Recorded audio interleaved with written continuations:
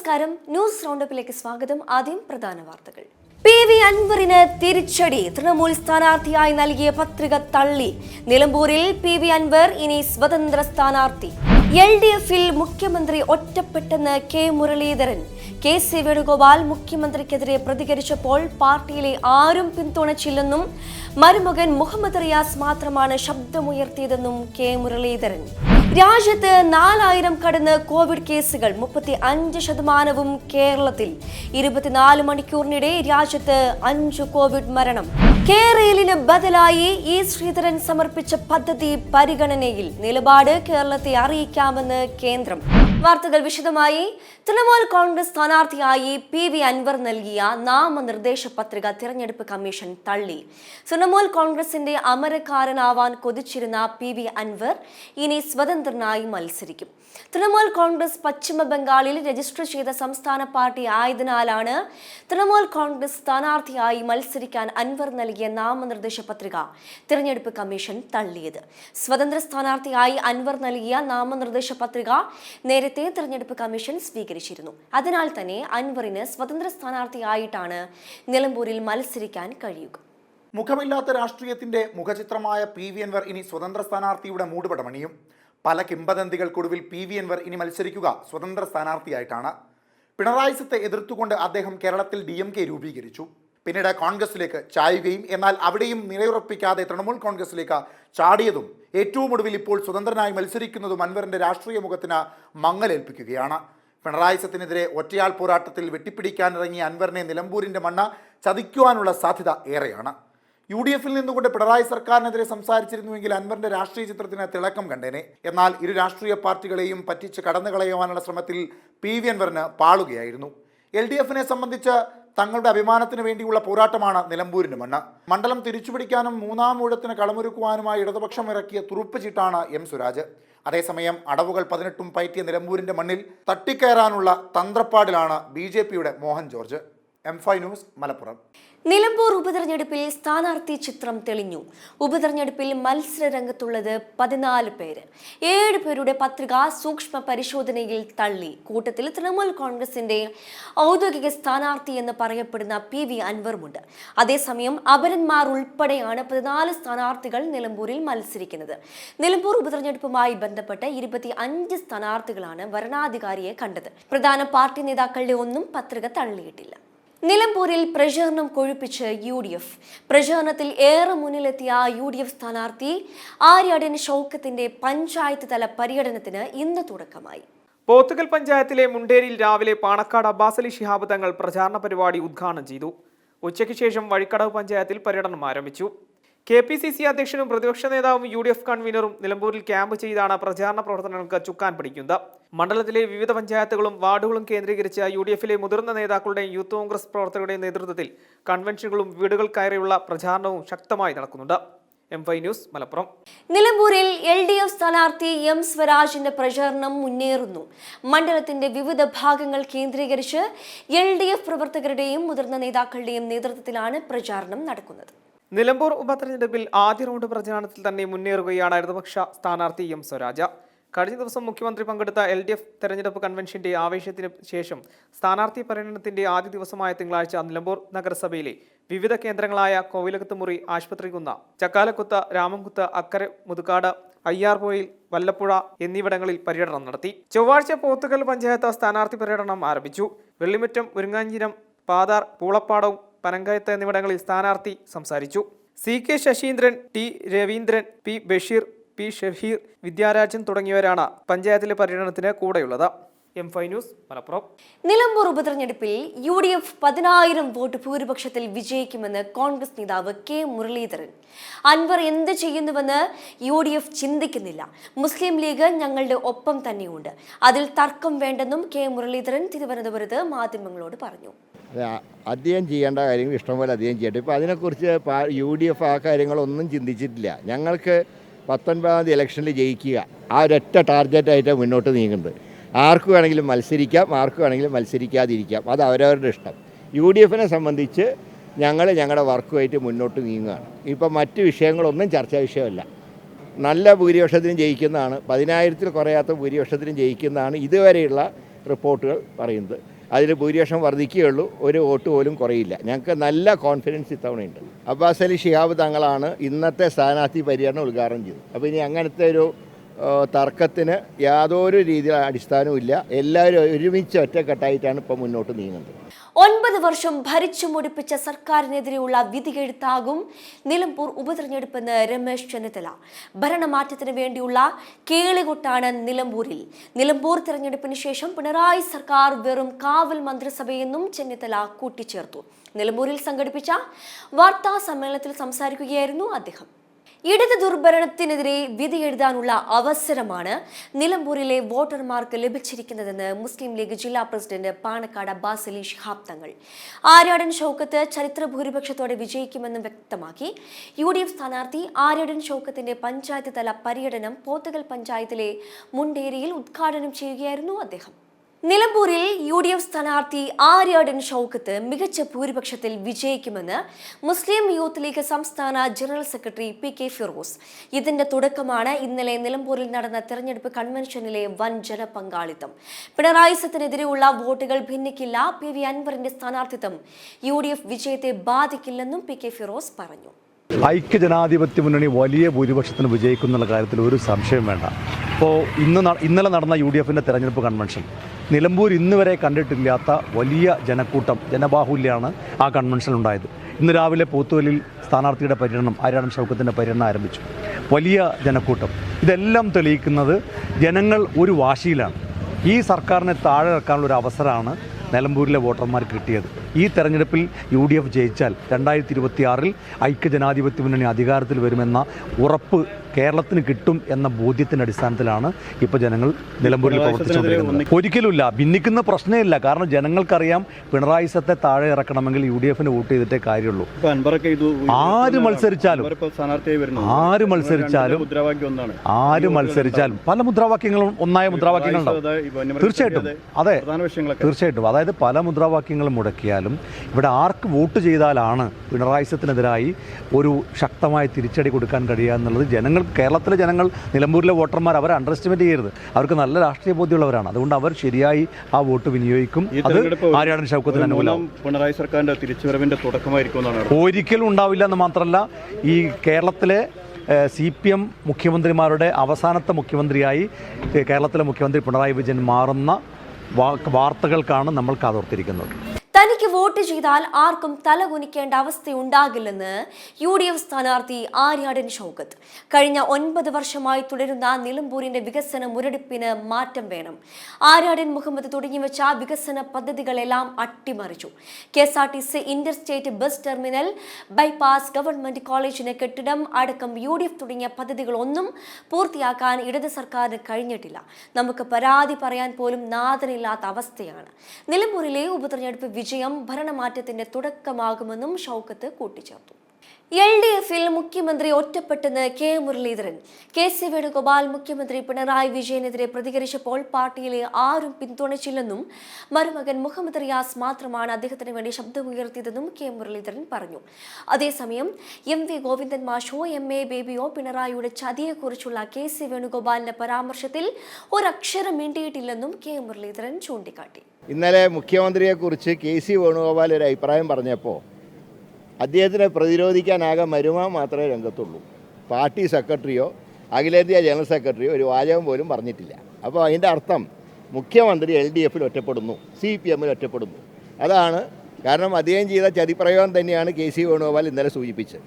ഒരു പൂരം കലക്കി 5 വർഷം മന്ത്രിസഭയിൽ ഒരു ചീത്തപ്പേരും കേൾപ്പിക്കാതിരുന്ന അദ്ദേഹത്തിൻ്റെ പഴയ ഒരു മുൻ സഹപ്രവർത്തകൻ VS സുനിൽകുമാറിനെ തോൽപ്പിക്കാൻ വോട്ട് മറച്ചു കൊടുത്ത മുഖ്യമന്ത്രി ആ അർഹിക്കുന്ന പ്രയോഗം തന്നെയാണ് KC വേണുഗോപാൽ ഇന്നലെ പറഞ്ഞത്.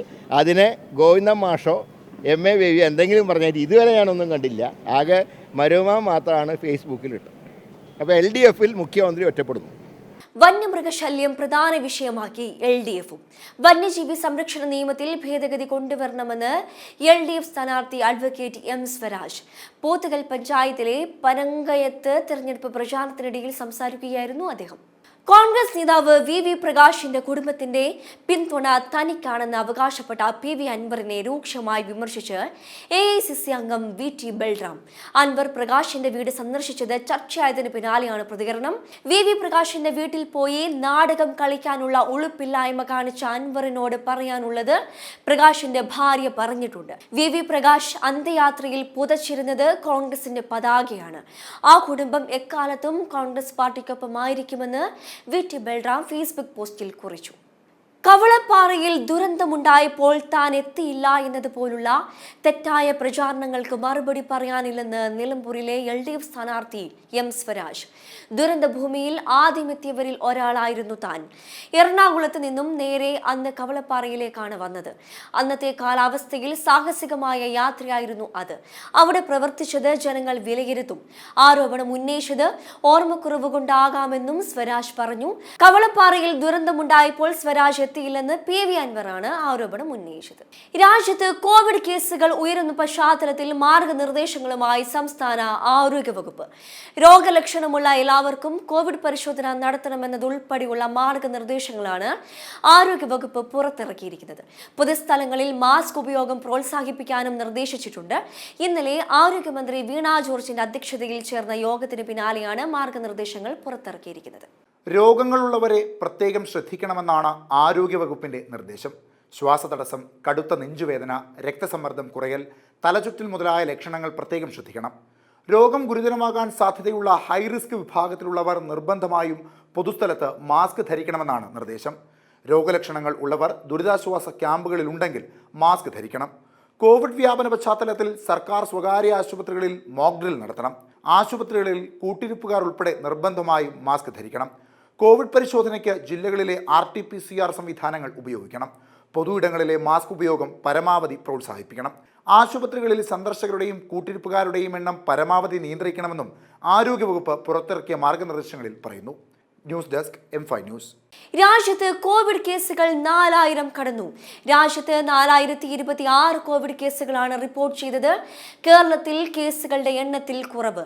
1416 പേർക്കാണ് കോവിഡ് റിപ്പോർട്ട് ചെയ്തത്. 24 മണിക്കൂറിനിടെ കേരളത്തിൽ ഒരു മരണവും റിപ്പോർട്ട് ചെയ്തു. 80 വയസ്സുള്ള ആളാണ് കോവിഡ് ബാധിച്ച് മരിച്ചത്. രാജ്യത്ത് 24 മണിക്കൂറിനിടെ 5 മരണം രേഖപ്പെടുത്തി. മഹാരാഷ്ട്രയിൽ 2 മരണവും പശ്ചിമബംഗാളിൽ തമിഴ്നാട്ടിലും 1 മരണവും റിപ്പോർട്ട് ചെയ്തിട്ടുണ്ട്. 24 മണിക്കൂറിനിടെ കൂടുതൽ കേസുകൾ റിപ്പോർട്ട് ചെയ്ത ഗുജറാത്തിലും കർണാടകയിലുമാണ്. അതേസമയം രാജ്യത്ത് കോവിഡ് കേസുകൾ ഉയരുന്ന പശ്ചാത്തലത്തിൽ മാർഗനിർദ്ദേശങ്ങളുമായി സംസ്ഥാന ആരോഗ്യവകുപ്പ് രംഗത്തെത്തി. രോഗലക്ഷണമുള്ള എല്ലാവർക്കും കോവിഡ് പരിശോധന നടത്തണം എന്നുൾപ്പെടെയുള്ള മാർഗനിർദ്ദേശങ്ങളാണ് ആരോഗ്യവകുപ്പ് പുറത്തിറക്കിയിട്ടുള്ളത്. പൊതുസ്ഥലങ്ങളിൽ മാസ്ക് ഉപയോഗം പ്രോത്സാഹിപ്പിക്കാനും നിർദ്ദേശിച്ചിട്ടുണ്ട്. കഴിഞ്ഞ ദിവസം ആരോഗ്യമന്ത്രി വീണ ജോർജിന്റെ അധ്യക്ഷതയിൽ ചേർന്ന യോഗത്തിന് പിന്നാലെയാണ് മാർഗനിർദ്ദേശങ്ങൾ പുറത്തിറക്കിയിരിക്കുന്നത്. News desk M5 news. Thrissur Pooram അലങ്കോലമായതിൽ റവന്യൂ മന്ത്രി K രാജന്റെ ആരോപണം തള്ളി ADGP MR അജിത് കുമാറിന്റെ മൊഴി. പൂരം മുടങ്ങിയ സമയത്ത് മന്ത്രി വിളിച്ചതായി അറിയില്ല. രാത്രി വൈകിയതിനാൽ ഉറങ്ങിയിരുന്നുവെന്നും അജിത് കുമാർ DGPക്ക് മൊഴി നൽകി. അന്വേഷണം പൂർത്തിയാക്കി DGP ഈ മാസം മുഖ്യമന്ത്രിക്ക് റിപ്പോർട്ട് നൽകും. തൃശൂർ പൂരം കലക്കലിൽ MR അജിത് കുമാറിനെ കുരുക്കിലാക്കുന്നതായിരുന്നു മന്ത്രി K രാജൻ നേരത്തെ DGPക്ക് നൽകിയ മൊഴി. പൂരം മുടക്കിയ സമയത്ത് ADGPയെ ഫോൺ വിളിച്ചപ്പോൾ കിട്ടിയില്ല. പലതവണ വിളിച്ചിട്ടും ഫോൺ എടുത്തില്ല എന്നാണ് മന്ത്രി മൊഴി നൽകിയത്. ADGP സ്ഥലത്തുണ്ടായിരുന്നുവെന്നറിഞ്ഞാണ് വിളിച്ചത്. ഔദ്യോഗിക നമ്പറിന് പുറമെ പേഴ്സണൽ നമ്പറിൽ വിളിച്ചപ്പോഴും എടുത്തില്ല എന്നും മന്ത്രിയുടെ മൊഴിയുണ്ടായിരുന്നു. തൃശ്ശൂരിൽ ഉണ്ടായിട്ടും പൂരം തടസ്സപ്പെട്ടപ്പോൾ ADGP ഇടപെട്ടില്ല എന്നും അത് ഗുരുതര വീഴ്ചയെന്നുമായിരുന്നു DGPയുടെ ആദ്യ റിപ്പോർട്ട്. അത് ശരിവെക്കുന്നതായിരുന്നു മന്ത്രിയുടെ മൊഴി. M5 news, Thrissur.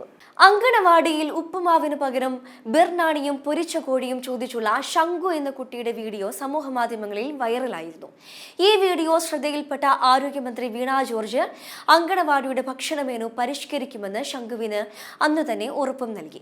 സംസ്ഥാനത്തെ 31,120 അങ്കണവാടികളിലേക്കുള്ള പ്രവേശനോത്സവത്തിൽ മന്ത്രി ശംഖുവിന് നൽകിയ വാക്ക് പാലിച്ചു. ശംഖു ആവശ്യപ്പെട്ടതുപോലെ ബിരിയാണിയും പൊരിച്ച കോഴിയും ഇല്ലെങ്കിലും മുട്ട ബിരിയാണി അടക്കം പല പുതിയ വിഭവങ്ങളും മാതൃകാ മെനുവിൽ ഇടം പിടിച്ചിട്ടുണ്ട്. ഒപ്പം പുലാവും മെനുവിൽ ഉൾപ്പെടുത്തി. 2 ദിവസം വീതം നൽകിയിരുന്ന പാലും മുട്ടയും 3 ദിവസം വീതവുമാക്കി. വനിതാ ശിശു വികസന വകുപ്പ് വിവിധ തലങ്ങളിൽ യോഗം ചേർന്നാണ് കുട്ടികളുടെ ആരോഗ്യം ഉറപ്പുവരുത്തി ഭക്ഷണ മെനു പരിഷ്കരിച്ചത്. ഈ ഭക്ഷണ മെനു അനുസരിച്ച് ഓരോ ദിവസവും വൈവിധ്യമായ ഭക്ഷണമാണ് കുട്ടികൾക്ക് നൽകുക. ഇതാദ്യമായാണ് അംഗനവാടികളിൽ ഒരു ഏകീകൃത മാതൃകാ ഭക്ഷണ മെനു തയ്യാറാക്കിയിരിക്കുന്നത്. വെൽക്കം കിറ്റുകൾ നൽകിയാണ് കുഞ്ഞുങ്ങളെ അംഗനവാടിയിലേക്ക് സ്വീകരിച്ചത്. 1ാം ക്ലാസ്സിലേക്ക് പോയ കുട്ടികൾക്ക് കോൺവക്കേഷൻ സെറിമണി നടത്തി ബാഗ് ഉൾപ്പെടെ നൽകിയായിരുന്നു പ്രവേശനോത്സവം. കൂടാതെ കുട്ടികളുടെ പ്രായത്തിനനുസൃതമായി ശാരീരികവും മാനസികവും ഭൗതികവുമായ വളർച്ച മനസ്സിലാക്കാൻ വനിതാ ശിശു വികസന വകുപ്പും ശിശു വിദഗ്ധരും ചേർന്ന് ശാസ്ത്രീയമായി തയ്യാറാക്കിയ കുഞ്ഞൂസ് കാർഡുകളും വിതരണം ചെയ്തു. News desk M5 news. ഭീകരവാദത്തിന് എതിരെ ഇന്ത്യ നടത്തിയ പോരാട്ടത്തിന് പിന്തുണ നൽകി ബ്രസീൽ. നന്ദി അറിയിച്ച് ഇന്ത്യൻ പാർലമെന്റ് സംഘം. തിരുവനന്തപുരം സിറ്റിംഗ് MP ശശി തരൂർ നയിക്കുന്ന സംഘമാണ് ബ്രസീലിന് നന്ദി അറിയിച്ചത്. രാജ്യത്ത് നടക്കുന്ന ഭീകരവാദത്തിനെതിരെ ഇന്ത്യ നടത്തിയ ശക്തമായ പോരാട്ടത്തിന് പിന്തുണച്ച് ബ്രസീൽ രംഗത്ത് വന്നു. ഓപ്പറേഷൻ സിന്ദൂർ വിശദീകരിക്കുന്നതിന്റെ ഭാഗമായി ബ്രസീൽ പ്രസിഡന്റ് ലുല ഡെസിൽവയുടെ പ്രധാന ഉപദേശകൻ ഷെൽസ് അമോറിമുമായി നടത്തിയ കൂടിക്കാഴ്ചയിലാണ് ശശി തരൂർ നയിക്കുന്ന പാർലമെന്ററി പ്രതിനിധി സംഘം ബ്രസീലിന് നന്ദി അറിയിച്ചത്. കൂടാതെ പഹൽഗാം ഭീകരാക്രമണത്തിന് മറുപടിയായി ഇന്ത്യൻ നടപടി വിശദീകരിച്ച സംഘം സമാധാനവും സുരക്ഷയും ജനാധിപത്യ മൂല്യങ്ങളുടെ പ്രാധാന്യത്തെക്കുറിച്ചും ഒപ്പം ഭീകരവാദത്തിനെതിരെ ആഗോള സംഘം ശക്തിപ്പെടുത്തുന്നതിനെക്കുറിച്ചും പരാമർശിച്ചു. ഓപ്പറേഷൻ സിന്ദൂർ വിശദീകരിക്കുന്നതിന്റെ ഭാഗമായി 7 പാർലമെന്ററി പ്രതിനിധി സംഘമാണ് വിവിധ രാജ്യങ്ങൾ സന്ദർശിച്ചത്. National desk M5 news. Silver line പദ്ധതിക്ക് ബദലായി ഇ ശ്രീധരൻ നിർദ്ദേശിച്ച സെമി ഹൈസ്പീഡ് പാത പരിഗണനയിലെന്ന് കേന്ദ്രം. ഇക്കാര്യം കേന്ദ്ര സർക്കാർ മുഖ്യമന്ത്രി പിണറായി വിജയനെ അറിയിച്ചു. കേന്ദ്ര റെയിൽവേ മന്ത്രി അശ്വിനി വൈഷ്ണവുമായുള്ള കൂടിക്കാഴ്ചയിലാണ് ഇക്കാര്യം അറിയിച്ചതെന്നാണ് വിവരം. ഇ ശ്രീധരൻ ഡൽഹിയിലെത്തി കേന്ദ്രമന്ത്രിയെ കാണും. ഇതിനുശേഷം ഇക്കാര്യത്തിലുള്ള നിലപാട് കേന്ദ്രം കേരളത്തെ ഔദ്യോഗികമായി അറിയിക്കും. കമൽഹാസനെ രൂക്ഷമായി വിമർശിച്ച് കർണാടക ഹൈക്കോടതി. അഭിപ്രായ സ്വാതന്ത്ര്യം ആവാം, പക്ഷേ അത് വികാരങ്ങളെ വ്രണപ്പെടുത്തുന്ന വിധത്തിൽ ആവരുതെന്നും കോടതി മുന്നറിയിപ്പ് നൽകി. കന്നഡ ഭാഷ തമിഴിൽ നിന്നാണ് ജനിച്ചതെന്ന് എന്തടിസ്ഥാനത്തിലാണ് പറഞ്ഞതെന്നും പരാമർശം പിൻവലിക്കണമെന്നും ഹൈക്കോടതി ആവശ്യപ്പെട്ടു. ജയിലിൽ ആത്മഹത്യയ്ക്ക് ശ്രമിച്ച വെഞ്ഞാറമൂട് കൂട്ടുകൊലപാതക കേസ് പ്രതി അഫാനെ മാനസിക പരിശോധനയ്ക്ക് വിധേയമാക്കാൻ ഡോക്ടർമാർ നിർദ്ദേശിച്ചു. ആരോഗ്യസ്ഥിതി വീണ്ടെടുത്ത ശേഷമായിരിക്കും പരിശോധന നടത്തുക. നിലവിൽ ആത്മഹത്യ ചെയ്യാൻ ശ്രമിച്ചതിനെക്കുറിച്ച് അഫാന് ഓർമ്മയില്ല. അഫാന്റെ തലച്ചോറിനും ആന്തരികാവയവങ്ങൾക്കും വലിയ പരുക്കുകളില്ല.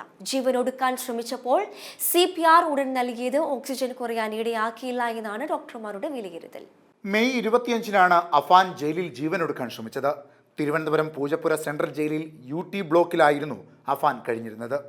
രാവിലെ 11 മണിയോടെ ശുചിമുറിയിൽ പോകണമെന്ന് അഫാൻ ജയിൽ അധികൃതരോട് ആവശ്യപ്പെട്ടിരുന്നു.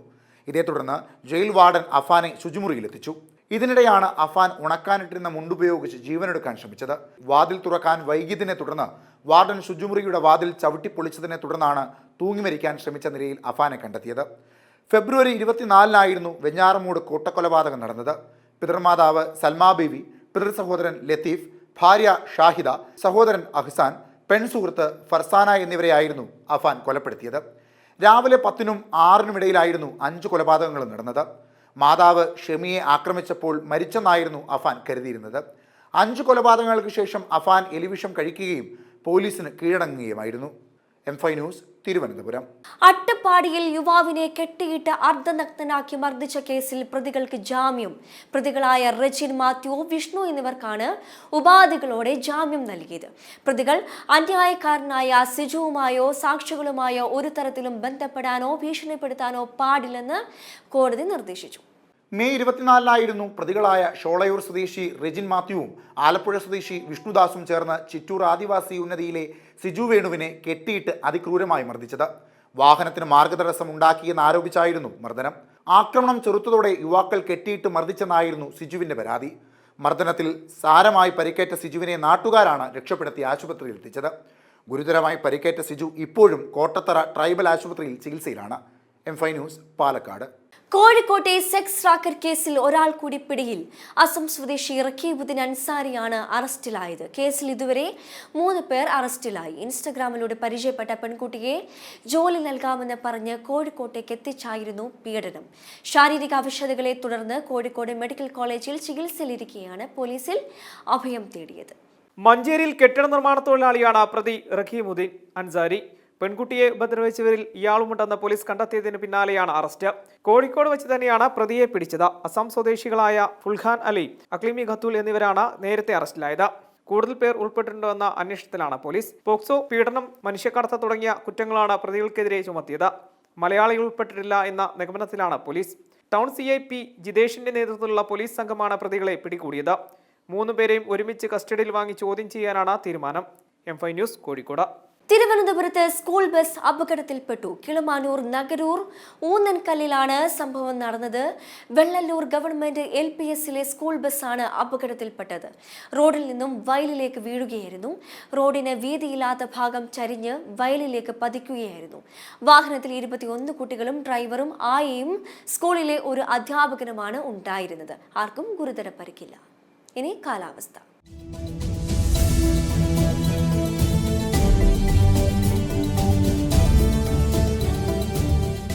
അതിതീവ്ര മഴയ്ക്ക് താൽക്കാലികമായി ശമനമായെങ്കിലും പല ജില്ലകളിലും മഴ തുടരുകയാണ്. ഇന്ന് 5 ജില്ലകളിൽ കേന്ദ്ര കാലാവസ്ഥാ വകുപ്പ് യെല്ലോ അലർട്ട് പ്രഖ്യാപിച്ചു. മലപ്പുറം, കോഴിക്കോട്, വയനാട്, കണ്ണൂർ, കാസർഗോഡ് ജില്ലകളിലാണ് യെല്ലോ അലർട്ട്. നാളെ ജൂൺ 4-ന് 7 ജില്ലകളിൽ മഴ മുന്നറിയിപ്പുണ്ട്. ആലപ്പുഴ, എറണാകുളം, തൃശൂർ, മലപ്പുറം, കോഴിക്കോട്, കണ്ണൂർ, കാസർഗോഡ് എന്നീ ജില്ലകളിലാണ് യെല്ലോ അലർട്ട് പ്രഖ്യാപിച്ചിട്ടുള്ളത്. ഒറ്റപ്പെട്ട ശക്തമായ മഴയ്ക്കുള്ള സാധ്യതയാണ് പ്രവചിക്കപ്പെട്ടിരിക്കുന്നത്. ശക്തമായ മഴയിൽ മുങ്ങി വടക്ക് കിഴക്കൻ സംസ്ഥാനങ്ങൾ. പ്രളയത്തിലും മണ്ണിടിച്ചിലും 36 പേർക്ക് ജീവൻ നഷ്ടമായി. മഴക്കെടുതിയിൽ ദുരിതമനുഭവിക്കുന്നവർ 5 ലക്ഷം കവിഞ്ഞു. വടക്ക് കിഴക്കൻ സംസ്ഥാനങ്ങളിൽ മഴക്കെടുതി രൂക്ഷം. ശക്തമായ മഴയെ തുടർന്ന് പലയിടങ്ങളിലായി 36 പേർക്ക് ജീവൻ നഷ്ടമായി. മഴക്കെടുതിയിൽ ദുരിതബാധിതരുടെ എണ്ണം 5.5 ലക്ഷം കവിഞ്ഞു. മഴ കനത്ത സാഹചര്യത്തിൽ ആയിരക്കണക്കിന് ആളുകളെ മാറ്റിപ്പാർപ്പിച്ചു. മഴ രൂക്ഷമായ സാഹചര്യത്തിൽ ഉത്തരേന്ത്യയിൽ വിവിധ സംസ്ഥാനങ്ങളിലായി 5.5 ലക്ഷത്തോളം പേർ ദുരിതക്കയത്തിൽ മുങ്ങിയെന്നാണ് റിപ്പോർട്ടുകൾ. മഴ ശക്തമായി ബാധിച്ചത് ആസാമിലാണ്. മഴയെ തുടർന്ന് അരുണാചൽ പ്രദേശിൽ 10 മരണവും മേഘാലയയിൽ 3-ഉം ത്രിപുരയിൽ 1 മരണവും സ്ഥിരീകരിച്ചു. കൂടാതെ സിക്കിമിൽ കനത്ത മഴയിൽ സൈനിക ക്യാമ്പിലേക്ക് മണ്ണിടിഞ്ഞ് 3 സൈനികർക്ക് ജീവൻ നഷ്ടമായി.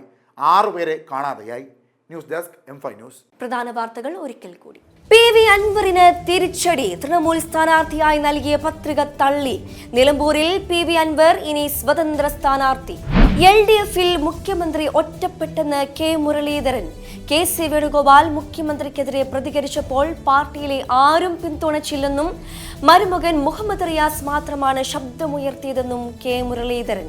രാജ്യത്ത് 4000 കടന്ന് കോവിഡ് കേസുകൾ. 35% കേരളത്തിൽ. 24 മണിക്കൂറിനിടെ രാജ്യത്ത് 5 കോവിഡ് മരണം. കേരളിന് ബദലായി E ശ്രീധരൻ സമർപ്പിച്ച പദ്ധതി പരിഗണനയിൽ. നിലപാട് കേരളത്തെ അറിയിക്കാമെന്ന് കേന്ദ്രം. ഇതോടെ ന്യൂസ് റൗണ്ട് പൂർണ്ണമാകുന്നു. നമസ്കാരം.